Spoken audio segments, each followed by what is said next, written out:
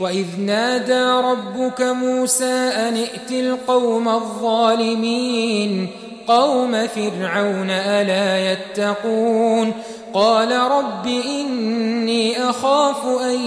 يكذبون ويضيق صدري ولا ينطلق لساني فأرسل إلى هارون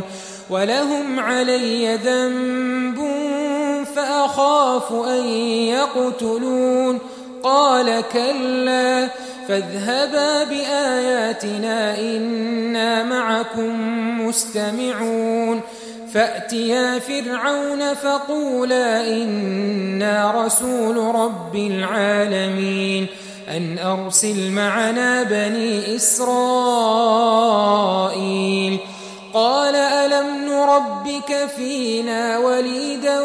ولبثت فينا من عمرك سنين وفعلت فعلتك التي فعلت وأنت من الكافرين قال فعلتها إذا وأنا من الضالين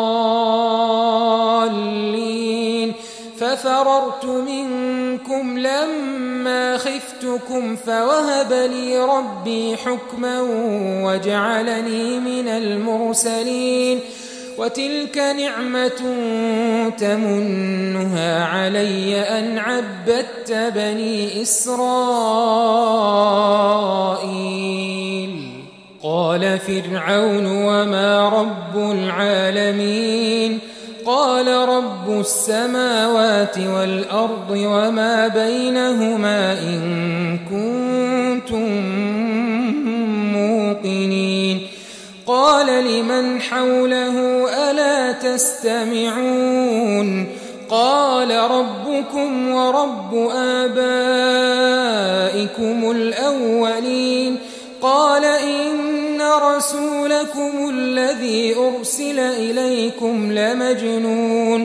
قال رب المشرق والمغرب وما بينهما إن كنتم تعقلون قال لئن اتخذت إلها غيري لأجعلنك من المسجونين